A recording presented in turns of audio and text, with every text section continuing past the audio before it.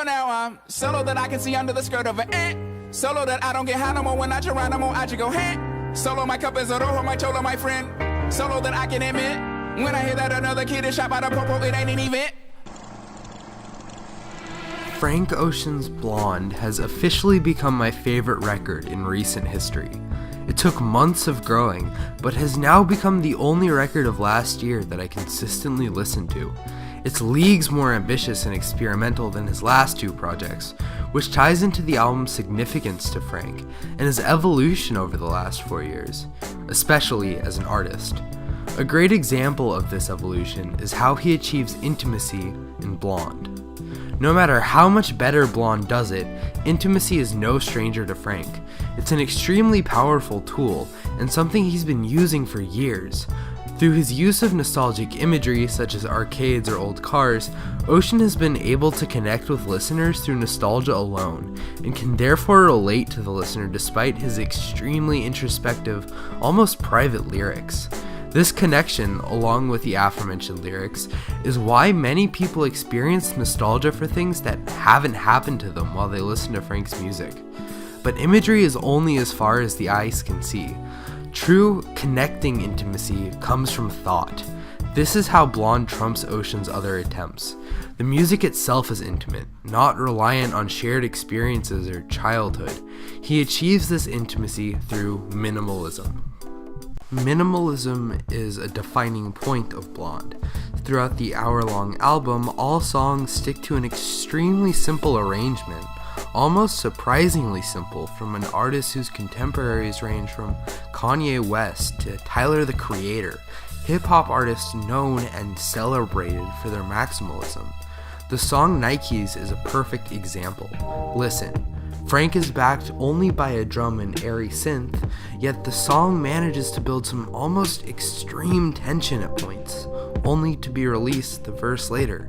It's a masterwork of songwriting, and was achieved with only 3 instruments.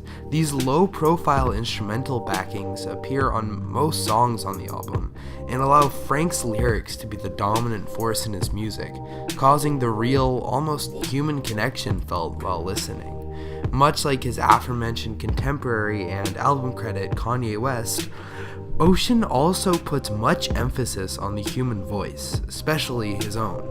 Throughout the album, Ocean can be heard layering his own vocals atop one another to form choruses of himself.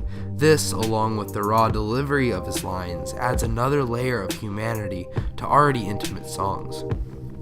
Through these techniques and themes, Ocean is pushing the boundaries of pop.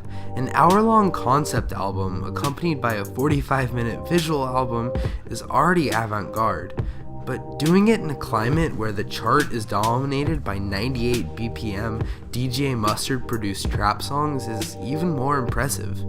Blonde is Frank's magnum opus, and he achieves it through meticulous detail and connection, as opposed to eye-popping choruses and blown-out production. Blonde may mark a point in Ocean's career where he seems to have found his identity as an artist. This minimalism is not only on Blonde, but in Frank's own personality. His lack of social media presence and live appearances go a long way in forging this identity. To this day, Frank has not toured since 2014, and has only just recently begun to appear in large music festivals. In a strange way, this lack of live performances connects his music to the listener even more, allowing Ocean to be a blank slate for the listener to project emotion. Because his personality is so unknown outside of his music, it allows the listener to fully immerse themselves within his art and not be distracted by a Kanye West-esque persona. No doubt Frank Ocean is making waves in popular culture. The only question is, can he keep it up? Following such a well-reviewed and influential album can be a tough thing, but Ocean's music career is so young that there's room to grow.